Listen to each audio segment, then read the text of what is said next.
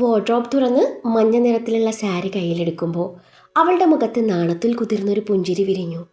ആ സാരിയിലേക്ക് നോക്കിയതും അവളുടെ മനസ്സിലേക്ക് ഒരു ഓർമ്മ ഓടിയെത്തി. നിത്തു, നിനക്ക് ഏറ്റവും ഭംഗി നൽകുന്നത് ഈ കളറാ.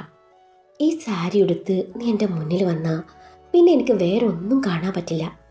ഒരിക്കൽ ഷോൺ പറഞ്ഞ വാക്കുകൾ അവളുടെ കാതുകളിൽ വീണ്ടും മുഴങ്ങി. ആ ഓർമ്മ വന്നതും അവളുടെ ചുണ്ടിലെ പുഞ്ചിരി ഒന്നുകൂടെ വിടർന്നു. ഷോൺ തിരികെ വരുമ്പോൾ സമയം 11 അടുത്തിരുന്നു. മുറിയിലെത്തിയതും അവൻ്റെ കണ്ണുകൾ ആദ്യം തേടിയത് നിദ്രയായിരുന്നു.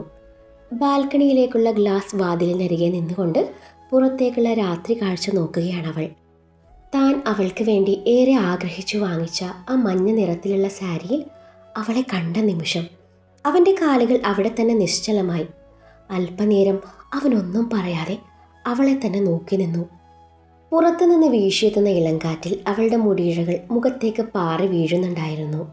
ആ കാഴ്ച അവൻ്റെ ഉള്ളിലെ ദേഷ്യവും ക്ഷീണവും എല്ലാം എവിടെയോ അലിയിച്ചു കളഞ്ഞു. അവൻ്റെ സാന്നിധ്യം അറിഞ്ഞതും നിദ്ര തിരിഞ്ഞു നോക്കി. തന്നെ ഇമച്ചിമ്മാതെ നോക്കി നിൽക്കുന്ന ഷോണിനെ കണ്ടതും അവളുടെ ചുണ്ടിൽ നാണം കലർന്നൊരു പുഞ്ചിരി വിരിഞ്ഞു. ആ നിമിഷം ഷോണിൻ്റെ കണ്ണുകൾ അവളിൽ ഉടക്കി. മഞ്ഞ സാരിയിൽ നാണം കലർന്ന മുഖവുമായി തൻ്റെ മുന്നിൽ നിൽക്കുന്ന നിദ്രയെ കണ്ടപ്പോൾ അവൻ്റെ ഹൃദയം ഒരു നിമിഷം താളം തെറ്റി. എംബ്രോയ്ഡറി വർക്കോടുകൂടി മഞ്ഞ നിറത്തിലുള്ള ട്രാൻസ്പെറൻറ്റ് സിമ്പിൾ സാരി ആയിരുന്നു അത്. ആ സാരിയിൽ അവളുടെ ശരീരഭംഗി എടുത്തു കാട്ടുന്നുണ്ട്. ബാൽക്കണി ഗ്ലാസ് ഡോർ അടച്ച് കർട്ടൻ കൊണ്ട് മറയ്ക്കുമ്പോൾ അവളുടെ കൈ പൊങ്ങിയത് കൊണ്ടാവാം അവളുടെ വയറ് അവന് മുന്നിൽ അനാവൃതമായി. ഒരു നിമിഷം അവളുടെ വയറിലേക്ക് അവൻ്റെ കണ്ടെത്തി നിന്നു. ആ നിമിഷം അവൻ്റെ ഹൃദയം ക്രമം തെറ്റി പിടിച്ചു. അവളുടെ അരഞ്ഞാണം കൂടി ശരിക്കും കാണുന്നുണ്ട്, അല്ലെങ്കിൽ കാണിക്കുന്നുണ്ട് എന്ന് പറയുന്നതാവും കുറച്ചുകൂടി നല്ലത്. അതുപോലെ സാരി പതിവിലും അധികം താഴ്ത്തി ഉടുത്തിട്ടുണ്ട്. വയറും ഇടുപ്പും നാഭിച്ചുഴിയും ശരിക്കും കാണാം. ബാക്ക് ഓപ്പൺ ബ്ലൗസ് കൂടി ആയതിനാൽ പുറംഭാഗം കൂടി അനാവൃതമാണ്. പക്ഷേ അടുത്ത നിമിഷം തന്നെ അവൻ തൻ്റെ മനസ്സിനെ നിയന്ത്രിച്ചു. ഒരുവിധം എങ്ങനെയൊക്കെയോ കൺട്രോൾ ചെയ്ത് നിൽക്കുന്ന നേരത്താണ് പെണ്ണ് കുനിഞ്ഞു നിന്ന് എന്തോ ചെയ്യുന്നത്. ഇറക്കി വെട്ടിയ മുൻകഴുത്ത് അതുകൂടി ആയതും അവൻ്റെ കണ്ണുകൾ മിഴിഞ്ഞു വന്നു. ഷോ, ഈ പെണ്ണ് എന്തിനുള്ള പുറപ്പാടാ എന്നും മനസ്സിൽ പറഞ്ഞ് ആറ്റിറ്റ്യൂഡ് ഒട്ടും വിടാതെ അവൻ നോട്ടം മാറ്റിക്കളഞ്ഞു. അവളോട് അത്ര പെട്ടെന്ന് ക്ഷമിക്കാൻ അവൻ ഒരുക്കമല്ലായിരുന്നു. അവളോടൊന്നും പറയാതെ ഗൗരവം നിറഞ്ഞ മുഖവുമായി അവൻ ബെഡിനരികിലേക്ക് നടന്നു. അവൻ്റെ ആ മുഖത്തെ മാറ്റം കണ്ടതും നിദ്രയുടെ പുഞ്ചിരി പതിയെ മങ്ങി. ഇച്ചായ, പിന്നിൽ നിന്നുകൊണ്ട് മൃദുവായി അവൾ വിളിച്ചെങ്കിലും അവൻ കേൾക്കാത്തതുപോലെ നടന്നു തൻ്റെ ഷർട്ടിൻ്റെ ബട്ടൺ അഴിക്കാൻ തുടങ്ങി. നിദ്ര കുറച്ചു നേരം അവനെ തന്നെ നോക്കി നിന്നു.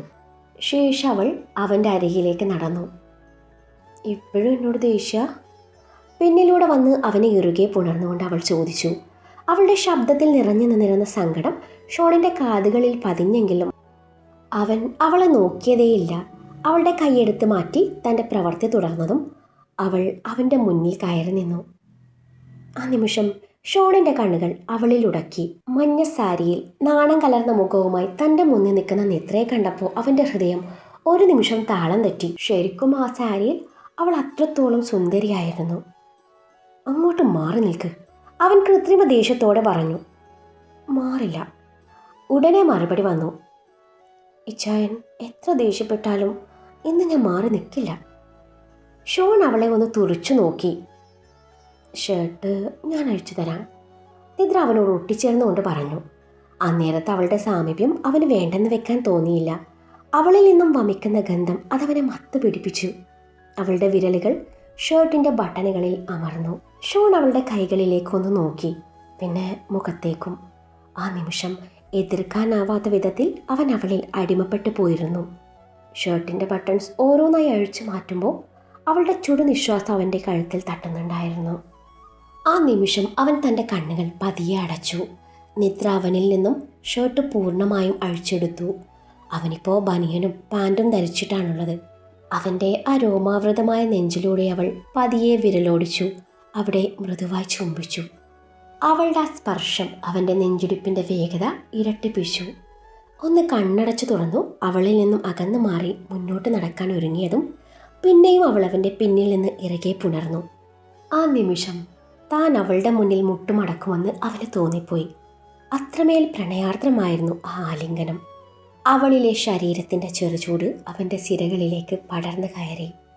അവനിൽ നിന്നും പ്രതികരണമൊന്നുമില്ല എന്ന് കണ്ടതും അടുത്ത നിമിഷം അവൾ അവൻ്റെ മുന്നിൽ വന്ന് വല്ലാത്തൊരു ഭാവത്തിൽ അവൻ്റെ മുഖത്ത് തൻ്റെ ഇരു കൈയും ചേർത്ത് വെച്ച് ഒന്ന് ഉയർന്നു പൊങ്ങി അവൻ്റെ നെറുകയിൽ ചുംബിച്ചു.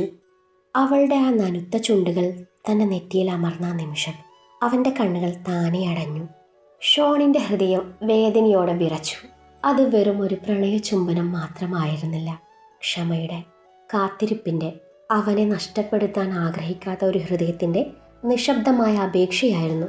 ഷോൺ പതിയെ കണ്ണുകൾ തുറന്നു. നിദ്ര കണ്ണുകളിൽ പ്രണയം നിറച്ചുകൊണ്ട് അവൻ്റെ നെറ്റിയിൽ നിന്നും മൂക്കിലൂടെ താഴേക്ക് വിരലൊടിച്ചു. ഒടുവിൽ അവളുടെ വിരലുകൾ അവൻ്റെ മൂക്കിൽ നിന്ന് കഴുത്തിലൂടെ കടന്നുപോയതും ഷോൺ ശ്വാസം എടുക്കാൻ പോലും മറന്നുപോയിരുന്നു. അവളുടെ വിരൽ അവൻ്റെ നെഞ്ചിൽ സ്പർശിച്ചതും ഷോൺ അവളുടെ മുഖത്തേക്ക് നോക്കി. അടുത്ത നിമിഷം അവന് ചിന്തിക്കാൻ പോലും അവസരം കൊടുക്കാതെ അവൾ അവനെ ബെഡിലേക്ക് പിടിച്ചു തള്ളി. അവനെ ബെഡിലേക്ക് പിടിച്ചു തള്ളിയ ആ നിമിഷം ഷോൺ ഒരു ഞെട്ടലോടെ അവളെ നോക്കി. നിദ്രയുടെ കണ്ണുകളിൽ ആ സമയത്ത് പ്രണയവും കുറുമ്പും നിറഞ്ഞ ഒരു തരം ഭാവമായിരുന്നു. സൈഡ് ടേബിളിൽ കിടക്കുന്ന ആർട്ടിഫിഷ്യൽ തൂവലെടുത്ത് ബെഡിൽ ഒരു കൈകുത്തി നിന്ന് അവനിലേക്ക് മുഖമടിപ്പിച്ചു. അവൻ്റെ മുഖത്ത് തൂവൽ കൊണ്ടവൾ പതിയെ തഴുകി. പിന്നീട് അതിനാൽ അവൻ്റെ കഴുത്തിലും നെഞ്ചിലും ഒക്കെ അവൾ തഴുകുന്നുണ്ട്. ഗൗരവം നിറഞ്ഞ ഭാവത്തോടെ ഒന്നും മിണ്ടാതെ അവളുടെ പ്രവർത്തികൾ നോക്കിക്കാണുകയാണ് അവൻ. ഉള്ളിൻ്റെ ഉള്ളിൽ അവനത് ആസ്വദിക്കുന്നുമുണ്ട്. തൂവൽ അവിടെ തന്നെ തിരികെ വെച്ച് അവൻ്റെ അരികിൽ വന്ന് മലർന്ന് കിടന്നതും സാരിയുടെ മുന്താണി അവൻ്റെ മുഖത്തെ തൊട്ട് തലോടി. ആ നിമിഷം അവൻ്റെ കണ്ണുകൾ താനെ അടഞ്ഞു. അവൾ കിടന്നിടത്ത് നിന്നും തലചരിച്ചു അവനെ നോക്കി. അവനിപ്പോൾ അതുപോലെ തന്നെ മലർന്ന് കിടന്നിട്ടുണ്ട്. ആ നിമിഷം അവൻ്റെ നോട്ടം അവളിലേക്കും എത്തി നിന്നു. സാരി വയറിൽ നിന്നും നെഞ്ചിൽ നിന്നും പകുതിയോളം തെന്നി മാറിയിട്ടുണ്ട്. വയറ് പൂർണ്ണമായും അനാവൃതമാണ്.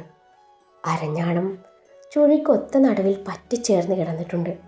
നെഞ്ചിൽ നിന്നും സാരി നീങ്ങിക്കിടക്കുന്നതിനാൽ ബ്ലൗസിന് മേലെയായി ഇടത് മൃദുലത കാണാം. തന്നിലേക്ക് നീളുന്ന അവൻ്റെ നോട്ടം കണ്ടിട്ടും അവൾ സാരി നേരെയാക്കാതെ അതുപോലെ തന്നെ കിടന്നു. അവൻ തല കുടഞ്ഞ് നോട്ടം മാറ്റി തിരിഞ്ഞു കിടന്നതും നിരാശയോടെ അവൾ മുഖം ചുളിച്ചു. എന്നാൽ അവൾ തോൽക്കാൻ ഒരുക്കമല്ലായിരുന്നു. നിദ്ര അവൻ്റെ അരികിലേക്ക് നീങ്ങിക്കിടന്നു. അവൻ്റെ വയറിലൂടെ വട്ടം ചുറ്റി പിടിച്ചു അവൾ അവൻ്റെ തോളിൽ മുഖം ചേർത്ത് വെച്ചു.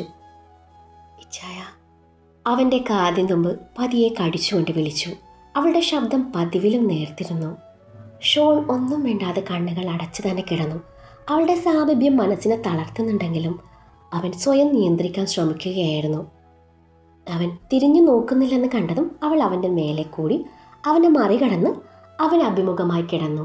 പിന്നെയും തിരിഞ്ഞു കിടക്കാൻ ഒരുങ്ങിയ അവനെ അവൾ ഇറുകെ പുണർന്നു. അവളുടെ ശരീരം അവനിലേക്ക് അമർന്ന നിമിഷം അവൻ്റെ ഹൃദയം അതിവേഗത്തിൽ മിടിച്ചു. അവളുടെ കൈവിരൽ അവൻ്റെ ശരീരത്തിലുടനീളം അലഞ്ഞു നടന്നു. അതോടൊപ്പം അവൻ്റെ ബനിയൻ അവൾ അഴിച്ചു മാറ്റി. അവൻ്റെ ആ സുന്ദരമായ ദൃഢമായ ശരീരത്തിലൂടെ അവളുടെ കണ്ണുകൾ അലഞ്ഞു നടന്നു. പിന്നാലെ അധരങ്ങളും അവിടം മുഴുവൻ ഒഴുകി നടന്നു. അവൻ്റെ കഴുത്തിലും തോളിലും നെഞ്ചിലും അവൾ മതി വരാത്ത പോലെ ചുംബിച്ചു. ഈ നിമിഷം അവളുടെ സാരി തലപ്പ് ഊർന്നു വീണു. ഇറക്കി വെട്ടിയ ബ്ലൗസിൻ്റെ ആ കഴുത്ത് അവന് ചില കാഴ്ചകൾ ഒരുക്കി കൊടുത്തു. അവളുടെ മാറോട് ചേർന്ന് കിടക്കുന്ന താൻ ചാർത്തിയ താലി, ഒപ്പം ആ ഭാഗത്ത് കിടക്കുന്ന കറുത്ത കുഞ്ഞു മറുക്, ആ കാഴ്ച അവൻ നിശബ്ദമായി ആസ്വദിച്ചു. ആ നിമിഷം സാരി നേരെയിടാൻ നിൽക്കാതെ അവൾ തൻ്റെ പ്രവൃത്തി തുടർന്നു. അവൻ്റെ നോട്ടത്തിൻ്റെ സഞ്ചാരദിശ കണ്ടതും അവളുടെ ചുണ്ടിൽ നാണത്തിൽ കുതിർന്നൊരു പുഞ്ചിരി വിരിഞ്ഞു.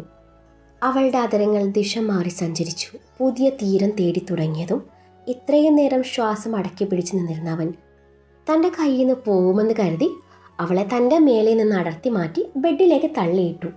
അവൻ കിടന്നിടത്ത് നിന്ന് എഴുന്നേറ്റിരുന്നു. കണ്ണടച്ചു ഒന്ന് ദീർഘമായി നിശ്വസിച്ചു. അവളുടെ അനക്കമൊന്നും ഇല്ലെന്ന് കണ്ടതും അവൻ തിരിഞ്ഞു നോക്കി. അവൻ്റെ കണ്ണുകൾ കൂടുതൽ മിഴിഞ്ഞു. അവൾ ഉടുത്തിരുന്ന സാരിയുടെ മുന്താണി ഭാഗം ബെഡിൽ നിന്നും താഴേക്ക് വീണ് കിടക്കുന്നുണ്ട്. അതൊന്നും തന്നെ ബാധിക്കുന്ന കാര്യമല്ല എന്ന പോലെ അവൾ അതുപോലെ കിടന്നിട്ടുണ്ട്. അവൻ്റെ നോട്ടം കണ്ടതും അവൾ പതറാതെ മുന്നിലേക്ക് വീണ് കിടക്കുന്ന മുടി മാടി ഒതുക്കി. അവൻ ആ നിമിഷം തല കുടഞ്ഞു നോട്ടം മാറ്റിക്കളഞ്ഞു. ഇച്ഛായ, എന്തുവാ ഇങ്ങനെ? അവൾ അവൻ്റെ കൈയെടുത്ത് തൻ്റെ വയറിൽ വെച്ചുകൊണ്ട് വിളിച്ചതും അവളുടെ വയറിലെ ചെറുചൂട് അവനിലെ വികാരത്തെ ഉണർത്തി. കർത്താവേ, ഈ പെണ്ണിൻ്റെ കൺട്രോൾ കളയും. ഇവിടെ വെച്ചൊരു ഒന്നാവൽ ഞാൻ ആഗ്രഹിക്കുന്നില്ല. എൻ്റെ മനസ്സിലുള്ളൊരു ആദ്യ രാത്രി അത് ആ തറവാട്ടിൽ വെച്ചാ. പക്ഷേ ഈ പെണ്ണ് ഇതുപോലെയൊക്കെയും കാണിച്ചാൽ ഞാൻ എങ്ങനെ പിടിച്ചു നിൽക്കും? പക്ഷേ നിന്നല്ലേ പറ്റൂ എന്ന് മനസ്സിൽ പറഞ്ഞവൻ തൻ്റെ കൈ പിൻവലിച്ചു അവളെ തുറച്ചു നോക്കി. നിത്തു, ആ സാരി നേരെ ഇട്. ഇച്ചായൻ്റെ കൺട്രോൾ പോകുന്നുണ്ടല്ലേ? എനിക്കറിയാം, അവൾ കുറുമ്പോടെ പറഞ്ഞു. പിന്നെ അങ്ങനെയൊന്നുമില്ല, എനിക്ക് നല്ല കൺട്രോളാ. അവളുടെ ശരീരത്തിലേക്ക് നോക്കാതിരിക്കാൻ ശ്രമിച്ചുകൊണ്ടാണ് അവനാ പറഞ്ഞത്. ആഹാ, അങ്ങനെയാണോ? എന്നാലേ ഇയാളുടെ കൺട്രോൾ കളഞ്ഞിട്ട് തന്നെ ബാക്കി കാര്യം എന്നും പറഞ്ഞ് അവൾ ആ സാരി പൂർണ്ണമായും അഴിച്ചെടുത്ത് അവൻ്റെ മേലേക്ക് വലിച്ചെറിഞ്ഞു. ബ്ലൗസും പാവാടയും ധരിച്ചു കിടക്കുന്ന പെണ്ണിൻ്റെ മേനിയിലൂടെ ഒരു നിമിഷം അവൻ്റെ കണ്ണുകൾ അലഞ്ഞു നടന്നുവെങ്കിലും അടുത്ത നിമിഷം അവൻ നോട്ടം മാറ്റി. നീ എന്ത് വേണേലും കാണിക്ക് എന്നും പറഞ്ഞ് അവൻ ആ സാരി അവളുടെ മേലേക്ക് തന്നെ എടുത്തെറിഞ്ഞ് ബെഡിൽ നിന്നും എഴുന്നേറ്റ് മുന്നോട്ട് നടന്നു. അവൾ ചുണ്ടു കൂർപ്പിച്ചു സാരി ഒരു ഭാഗത്ത് എടുത്തു വെച്ചു. ശേഷം വിടില്ല ഞാൻ എന്നും പറഞ്ഞ് അവൻ്റെ പിന്നാലെ വെച്ച് വിളിച്ചു. വാർഡ്രോബ് തുറന്ന ടവലെടുത്ത് വാഷ്റൂമിലേക്ക് നടക്കുന്നവൻ്റെ പിന്നാലെ ചെന്ന് തോളിൽ വലിഞ്ഞു കയറി കഴുത്തിൽ വട്ടം ചുറ്റി പിടിച്ചതും ഒരു നിമിഷം അവൻ തൻ്റെ കണ്ണുകൾ അടച്ചു. ഞാനുണ്ട് കുളിക്കാൻ, നമുക്ക് ഒരുമിച്ച് കുളിക്കാം ഇശായ എന്നുള്ള അവളുടെ പറച്ചിൽ അവൻ്റെ ഹൃദയത്തിൽ തണുപ്പ് പടർത്തി. ഒപ്പം ചുണ്ടിൽ നേർത്തൊരു പുഞ്ചിരി വിരിഞ്ഞു. ഒരുമിച്ചൊരു കുളി അത് താനും ആഗ്രഹിച്ചിട്ടുണ്ട്. പക്ഷേ അത് ഷവറിന് കീഴെ നിന്നിട്ടല്ല. കഴിഞ്ഞ ദിവസം തനിക്ക് അയച്ചു തന്ന ആ ഫോട്ടോയിൽ കണ്ട ആ കോസ്റ്റ്യൂമിൽ തറവാട്ടിലെ കുളത്തിൽ നിന്നൊരു കുളി. അതാണ് തൻ്റെ മനസ്സിലെ ഫസ്റ്റ് ടുഗദർ ബാത്ത്. അതുമല്ല, ഇപ്പോൾ ഒരുമിച്ചൊരു കുളി നടന്ന ആദ്യ രാത്രിയിലേക്ക് മാറ്റിവെച്ച ആ ബാക്കി സസ്പെൻസ് അത് പൊളിയും. അപ്പം പിന്നെ ആ രാത്രിയിലെ ത്രില്ലങ്ങ് പോവില്ലേ? ഷോൺ ഓരോന്ന് ഓർത്തുകൊണ്ട് ആഞ്ഞൊരു ശ്വാസം വലിച്ചു അവളുമായി ബെഡിനരികിലേക്ക് നടന്നു. ചുമട്ടു തൊഴിലാളികൾ ലോഡിറക്കുന്ന പോലെ അവൻ അവളെ ബെഡിലേക്ക് ഇറക്കി കിടത്തി. അവളുടെ ഇരു സൈഡിലായി ബെഡിൽ കൈകുത്തി അവൻ അവളെ മൊത്തത്തിലൊന്ന് ഒഴിഞ്ഞു. നിത്തൂസ് നല്ല മൂഡിലാണെന്നേ ഇച്ചായന് മനസ്സിലായി. നിത്തൂസിൻ്റെ ആഗ്രഹം വേണേലേ ഇച്ചായൻ നടത്തി തരാം. അത് പറയുമ്പോൾ അവൻ അവളുടെ പാവാടയുടെ വള്ളിയുടെ കെട്ട് പൊട്ടിച്ചിരുന്നു. അവൻ്റെ പ്രവൃത്തിയിൽ അവൾ നീങ്ങിപ്പോയി. പക്ഷെ ഇച്ചായൻ്റെ മൂഡിപ്പോൾ തീരെ ശരിയല്ല. അതിൻ്റെ കൂടെ നിത്തൂസിൻ്റെ ഈ കോപ്രായങ്ങളും കൂടി ആയപ്പോൾ ഇച്ചായൻ്റെ ദേഷ്യങ്ങേ ഉച്ചസ്ഥായിലായി. നിത്തൂസിന് അങ്ങനെ ഒരു ആഗ്രഹം ഉണ്ടെങ്കിലേ ഞാൻ റെഡിയാ.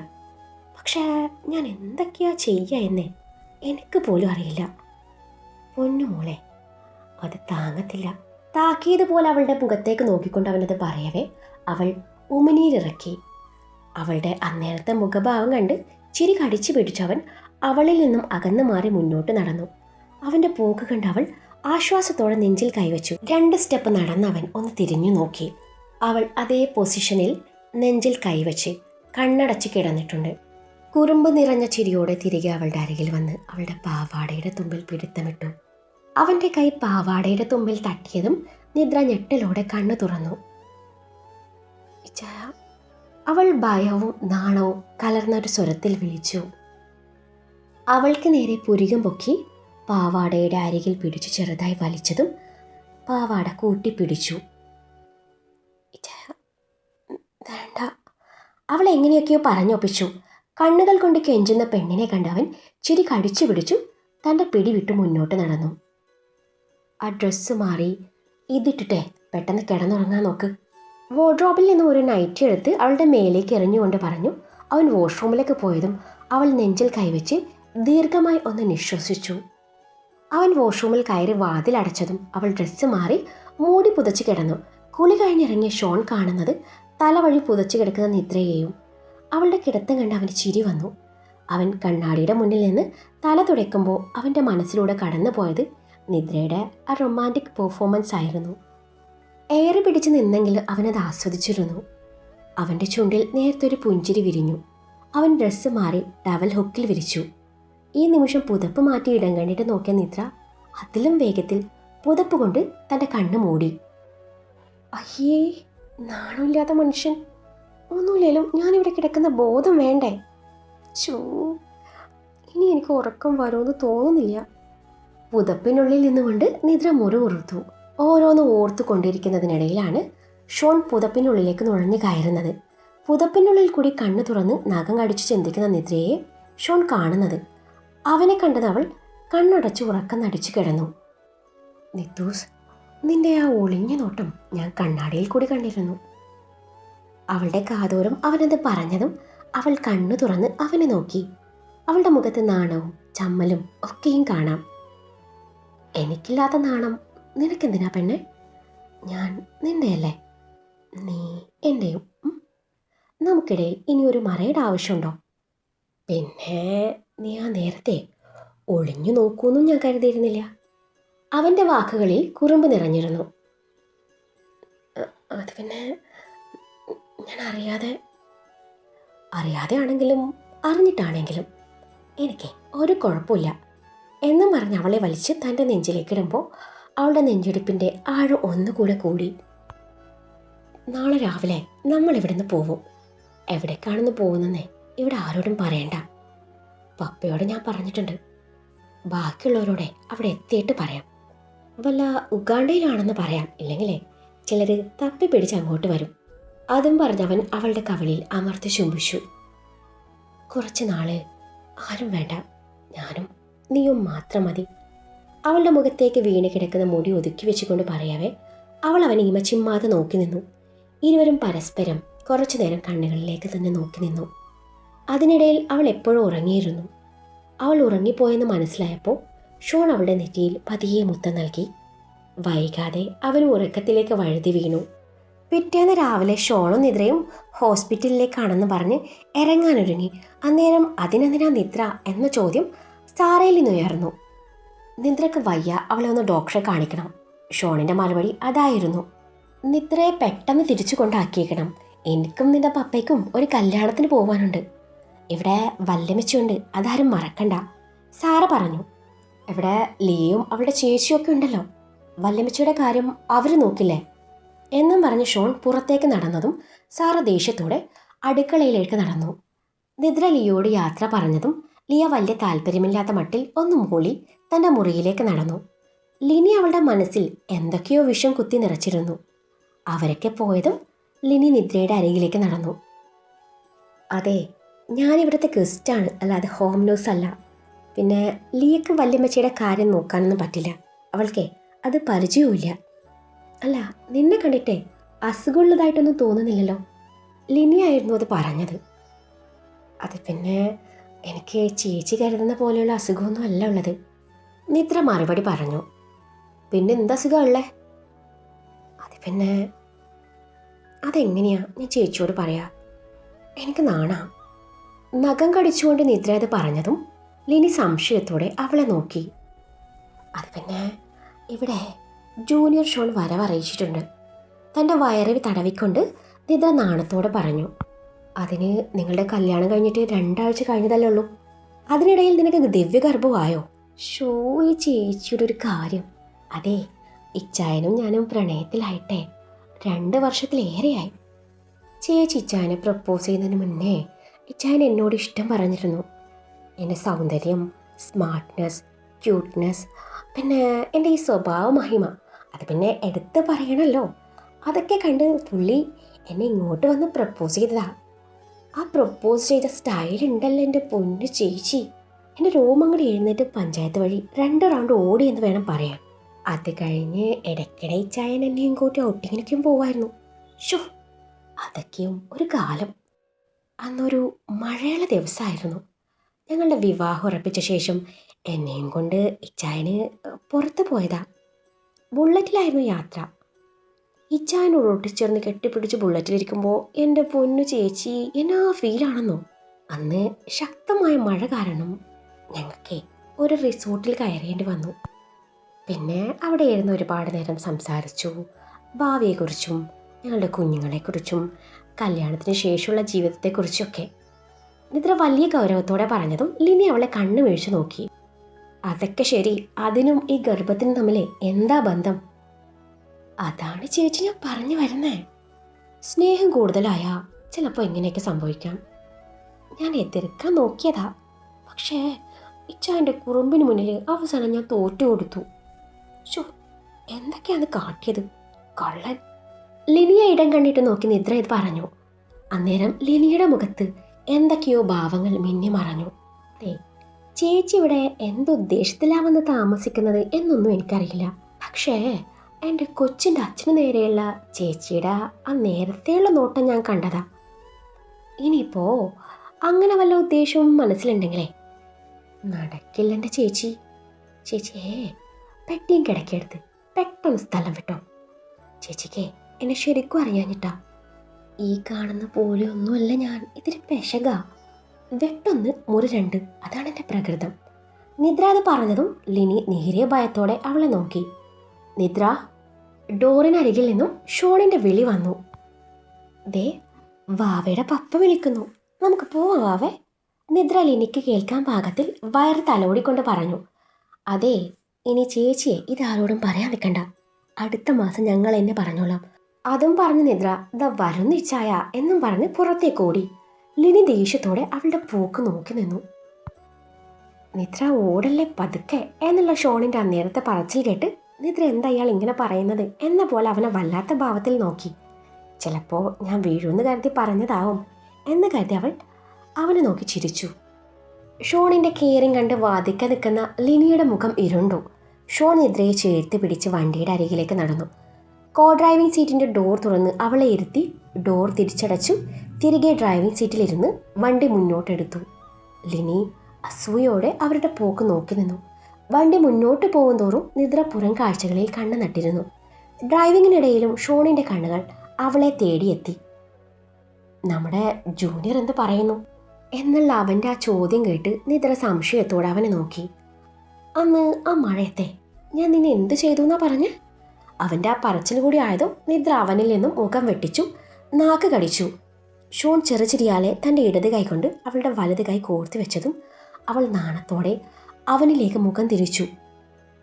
അവളോട് പറഞ്ഞത് കുഴപ്പമില്ല, ഇനി ആരോടും ഇമാതിരി അബദ്ധമൊന്നും പറയല്ലേ, മോശ. കല്യാണത്തിന് മുൻപേ ഞാൻ നിന്നെ നേരാവണ്ണം നോക്കിയിട്ട് പോലുമില്ല. അപ്പോഴാ നിത്തൂസിൻ്റെ കുറുമ്പേ ഇത്തിരി കൂടുന്നുണ്ട്. അത് പിന്നെ അവളുടെ സ്വഭാവം എനിക്ക് തീരെ പിടിക്കുന്നില്ല. ഇച്ചായനെ കാണുമ്പോഴേ അവൾക്ക് ഇത്തിരി ഇളക്കം കൂടുതലാ. നിദ്ര ചുണ്ടു കൂർപ്പിച്ച് പറഞ്ഞതും ഷോൺ താൻ പിടുത്തമിട്ടിരുന്ന അവളുടെ ഇടത് കയ്യിൽ ചുംബിച്ചു. നേരത്തൊരു പുഞ്ചിരിയോടെ ഷോൺ തൻ്റെ വണ്ടി മുന്നോട്ടെടുത്തു. അവർക്ക് ആവശ്യമുള്ള ഡ്രസ്സ് അടക്കം എല്ലാവരും പുതുതായി വാങ്ങിച്ചു. തങ്ങളുടെ യാത്ര തുടർന്നു. വണ്ടി വിജനമായ ഭാഗത്ത് ഒതുക്കി നിർത്തിയ ഷോൺ പിറകിലെ സീറ്റിൽ നിന്നും ഒരു കവർ എടുത്ത് അവളുടെ കയ്യിൽ വെച്ച് കൊടുത്തു. അതെ, ഈ ഉണക്ക ചുരിദാർ മാറ്റിയേ ഈ ഡ്രസ്സ് എടുത്തിട്ടെ എന്നുള്ള ഷോണിൻ്റെ പറച്ചിൽ കേട്ട് നിദ്ര അവനെ കൂർപ്പിച്ചു നോക്കി. കവർ തുറന്നു. ഫിറ്റഡ് ബ്ലാക്ക് ടോപ്പും ബേജ് നിറത്തിലുള്ള പാൻറ്റും ആയിരുന്നു അതിലുണ്ടായിരുന്നത്. അവനും അതേ നിറത്തിലുള്ള വസ്ത്രമായിരുന്നു ധരിച്ചിരുന്നത്.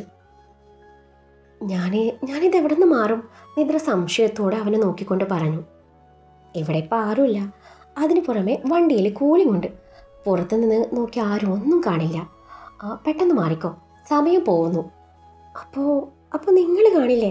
നിദ്ര ചുണ്ടു കൂർപ്പിച്ചു. ആദ്യത്തെ ചോദ്യം എൻ്റെ നിത്തൂസേ, ഈ യാത്ര തന്നെ മുഴുവനായി നിന്നെ കാണാൻ വേണ്ടിയല്ലേ? അപ്പോൾ ഈ ചോദ്യത്തിന് അവിടെ പ്രസക്തിയില്ല. അമ്പടെ പുളുസു, നിങ്ങളുടെ മുന്നിൽ വെച്ച് ഡ്രസ്സ് മാറാനോ? അത് പറ്റില്ല. ഇയാളൊന്ന് പുറത്തിറങ്ങിക്കേ. അപ്പോൾ ഒരു കാര്യം ചെയ്യും, നീ പിറകെ നിന്ന് മാറിക്കോ, ഞാൻ നോക്കില്ല, പോരെ? ആഹാ, എനിക്കേ ഇയാളെ തീരെ വിശ്വാസം പോരാ. എടാ, ശരിക്കും ഞാൻ നോക്കില്ലെന്ന്. ഉറപ്പാണല്ലോ? ആ, ഉറപ്പ്. അല്ല, ഇന്നലെ രാത്രിയിലേ ഈ നാണൊന്നും കണ്ടില്ലല്ലോ. അത് പിന്നെ ഒരു ആവേശത്തിൻ്റെ പുറത്ത് ചെയ്തു പോയതാ. അതൊന്ന് ഓർമ്മിപ്പിക്കല്ലേ ഇച്ചായ, അവൾ അവൻ്റെ തോളിൽ അടിച്ചുകൊണ്ട് പറഞ്ഞു. ശരി, നീ ഡ്രസ്സ് മാറിയെന്നും പറഞ്ഞവൻ തൻ്റെ ഫോണിൽ ശ്രദ്ധ ചെലുത്തിയതും അവൾ ഡോർ തുറന്നിറങ്ങി. ആ നേരം കൊണ്ട് അവൻ ഫ്രണ്ട് മിറർ ചെറുതായി അഡ്ജസ്റ്റ് ചെയ്ത് വെച്ച് ഒന്നും അറിയാത്ത പോലെ ഇരുന്നു. നോക്കുന്നില്ലല്ലോ അല്ലേ? അവൾ പിറകിൽ നിന്ന് വിളിച്ചു ചോദിച്ചു. ഓ എടീ, അത്രയ്ക്ക് ദാരിദ്ര്യമൊന്നും എനിക്കില്ല. നീ പെട്ടെന്ന് ഡ്രസ്സ് മാറി വാ പെണ്ണെ. അവൻ കടുപ്പിച്ച് പറഞ്ഞതും അവൾ എങ്ങനെയോ കുനിഞ്ഞിരുന്ന് ഡ്രസ്സ് മാറി തിരികെ ഫ്രണ്ടിൽ വന്നിരുന്നു. തിരികെ മിറർ അഡ്ജസ്റ്റ് ചെയ്യുന്ന ഷോണിനെ അവൾ കൂർപ്പിച്ച് നോക്കി. വെറുതെ ഒന്ന് ട്രൈ ചെയ്താ, പക്ഷേ കാര്യം ഉണ്ടായില്ല എന്നുള്ള അവൻ്റെ പറച്ചിൽ കേട്ടതും നിദ്ര അവൻ്റെ കവളിൽ അമർത്തി കഴിച്ചു. വണ്ടി കുറച്ചു ദൂരം പിന്നിട്ടതും ഷോണിൻ്റെ റോയൽ എൻഫീൽഡുമായി അവൻ്റെ ഒരു സുഹൃത്ത് വന്നു. വണ്ടി ഒതുക്കുന്നെത്തിയ ഷോൺ നിദ്രയുമായി കാറിൽ നിന്നിറങ്ങി. സുഹൃത്ത് കാറുമായി മുന്നോട്ട് നീങ്ങി. കാറിൻ്റെ സുഖ സൗകര്യങ്ങളിൽ നിന്ന് പെട്ടെന്ന് ബൈക്കിലേക്കുള്ള മാറ്റം അവൾക്ക് ആദ്യം ചെറിയൊരു ആശങ്ക തോന്നിച്ചെങ്കിലും ഷോണിൻ്റെ അരികിലായതിനാൽ ആ ഭയം അധിക നേരം നീണ്ടില്ല. ഇച്ചായ, നമ്മൾ അത്രയും ദൂരം ഇതിലാണ് പോകുന്നത്? ബൈക്കിൻ്റെ സൈഡിൽ കൈവച്ച് അവൾ സംശയത്തോടെ ചോദിച്ചു. അതെ മാഡം, ഈ യാത്രയുടെ രസം കാറിലല്ല ബൈക്കിലാ. എന്നെ പേടിപ്പിക്കാനാ പ്ലാൻ? നിന്നെ ഞാൻ വീഴ്ത്തോ? ആ ചോദ്യം കേട്ടത് നിദ്ര ഒരു നിമിഷം അവനെ നോക്കി നിന്നു. പിന്നെ പതിയെ പുഞ്ചിരിച്ചു. ഇല്ല. ഷോൺ ബൈക്കിൽ കയറി അവൾക്ക് നേരെ കൈ നീട്ടി. വാ. നിദ്ര അവൻ്റെ കയ്യിൽ പിടിച്ചു പിന്നിലേക്ക് കയറിയിരുന്നു. ഇങ്ങനെ അകന്നിരുന്നാ ഞാൻ വണ്ടി ഓടിക്കില്ല. പിന്നെ? മനസ്സിലായില്ലേ? അവൻ്റെ ആ ചോദ്യം കേട്ടതും നിദ്ര ചുറ്റും നോക്കി. റോഡിൽ ആരുമില്ലെന്ന് ഉറപ്പായതും നാണത്തോടെ അവൻ്റെ അരയിൽ കൈ ചുറ്റി. ഇത്ര മതി, പോരാ. ഇച്ഛായാ, പോരെന്ന് പറഞ്ഞാൽ പോരാ. അവസാനം അവൾ മുഖം ചൊളിച്ചുകൊണ്ട് കുറച്ചുകൂടി ചേർന്നിരുന്നു. ഇനി ഓടിക്കാലോ? അവളുടെ ആ ചോദ്യം കേട്ട് വിജയഭാവത്തിൽ ഷോൺ ചിരിച്ചതും ബൈക്ക് മുന്നോട്ട് കുതിച്ചു. റോഡിൻ്റെ ഇരുവശവും പച്ചപ്പായിരുന്നു. ഇടയ്ക്കിടെ കുന്നുകളും ചെറുചാലുകളും കടന്നവർ യാത്ര തുടർന്നു. കുറച്ചു കഴിഞ്ഞപ്പോൾ നിദ്രയുടെ ശ്രദ്ധ ഒരു കാര്യം പിടിച്ചു പറ്റി. ഓരോ തവണയും എതിർ ദിശയിൽ നിന്ന് ബൈക്കുകൾ കടന്നു പോകുമ്പോൾ ചില പെൺകുട്ടികൾ ഷോണിനെ നോക്കി ചിരിക്കുന്നുണ്ടായിരുന്നു. ഇച്ചായ, എന്താ? ഈ റോഡിൽ എന്താ പ്രത്യേകത? എന്ത് പ്രത്യേകത? അല്ല, എല്ലാ പെൺകുട്ടികളും ഇങ്ങോട്ടാ നോക്കുന്നത്. അത് കേട്ട് ഷോൺ പൊട്ടിച്ചിരിച്ചു. അത് നിന്നെ കണ്ടിട്ടാവും. അയ്യടാ, എന്നെ നോക്കാനേ അവർക്ക് സമയമില്ല. അവരെ നിങ്ങളെയാ നോക്കുന്നത്. അതിനിപ്പോൾ ഞാൻ എന്ത് ചെയ്യാനാ? ഒന്നും ചെയ്യണ്ട. പക്ഷേ ഞാൻ കണ്ടു. എന്ത്? ഒരു പെണ്ണെ നിങ്ങളെ നോക്കി ചിരിച്ചു. നിനക്കിപ്പോൾ അസൂയാണോ? എനിക്കോ? ഒരിക്കലുമില്ല. അത് പറഞ്ഞെങ്കിലും അവളുടെ ശബ്ദത്തിൽ ചെറിയൊരു പരിഭവം ഉണ്ടായിരുന്നു. ഷോൺ വണ്ടി പതുക്കെ റോഡരികിൽ നിർത്തി. എന്താ? നിദ്ര ആശ്ചര്യത്തോടെ ചോദിച്ചു. ഷോൺ തിരിഞ്ഞ് അവളുടെ കണ്ണിലേക്ക് നോക്കി. എനിക്ക് കാണേണ്ടതേ ഒരാളുടെ മുഖം. ഞാൻ ചിരിക്കേണ്ടത് ഒരാളോട് മാത്രം. അത് ആരാണെന്നറിയോ? നിദ്ര ഒന്നും പറയാതെ അവനെ നോക്കി. ആ നിമിഷം ഷോൺ അവളുടെ നെറ്റിയിൽ വിരൽ കൊണ്ട് തട്ടി. ഈ കള്ളിപ്പെണ്ണ്. അറിയാതെ അവളുടെ ചുണ്ടിൽ ഒരു പുഞ്ചിരി വിരിഞ്ഞു. അപ്പോൾ ഇനി ആരെങ്കിലും നോക്കിയാ? നോക്കട്ടെ. ചിരിച്ചാലോ? ചിരിക്കട്ടെ. പിന്നെ ഞാനേ വീട്ടിൽ ചെന്നിട്ട് എൻ്റെ ഭാര്യയെ മാത്രം നോക്കും. അവൻ്റെ മറുപടി കേട്ടതും നിദ്രയുടെ എല്ലാ പരിഭവവും ഒറ്റ നിമിഷം കൊണ്ട് അലിഞ്ഞു പോയി. പോയിക്കുച്ചായ, ഇപ്പോൾ സന്തോഷമായോ? കുറച്ചൊക്കെ. കുറച്ചൊക്കെയോ? ശരി, ബാക്കി ഞാൻ അവിടെ എത്തിയിട്ട് സന്തോഷിപ്പിച്ചോളാം. അവൻ്റെ പറച്ചിലിൻ്റെ ധ്വനി മനസ്സിലായതും അവൾ നാണത്തോടെ അവനെ ഇറുകെ പുണർന്നു. ഷോൺ ചിരിച്ചുകൊണ്ട് വീണ്ടും ബൈക്ക് സ്റ്റാർട്ട് ചെയ്തു. ഇതോടെ നിദ്ര ഒരു മടിയും കൂടാതെ അവനെ ചേർത്ത് പിടിച്ചു. മുന്നിലുള്ള യാത്രയെക്കാളും ആ നിമിഷത്തിൻ്റെ സുഖമായിരുന്നു അവളുടെ മനസ്സ് നിറച്ചത്. ഇതേ സമയം കോളേജിൽ ക്ലാസ് കഴിഞ്ഞ് പുറത്തിറങ്ങിയ ശ്യാം അബിയെ പുറത്തേക്ക് വിളിച്ചു. എടോ, നിദ്ര എന്താ ഇന്ന് വന്നില്ലേ? ഇല്ല സാർ, അവളെ ഹസ്ബൻഡിൻ്റെ കൂടെ ഒരു ട്രിപ്പിലാണ്. കുറച്ച് ഉള്ളിലാ, ഒരു ഗ്രാമപ്രദേശം. ഇനിയിപ്പോൾ കുറച്ച് ദിവസം ക്ലാസ് ഇല്ലല്ലോ, അതുകൊണ്ടാ അവർ പോയത്. ആണോ? ഞാൻ ചോദിച്ചെന്നേ ഉള്ളൂ എന്നും പറഞ്ഞ് ശ്യാം മുന്നോട്ട് നടക്കുമ്പോൾ അവരെങ്ങോട്ടാ പോയത് എന്നെങ്ങനെ കണ്ടുപിടിക്കും എന്നറിയാനുള്ള തിടുക്കമായിരുന്നു ശ്യാമിൽ. ഒപ്പം അവൾ ആർക്കും വിട്ടുകൊടുക്കില്ല എന്നൊരു വാശിയും.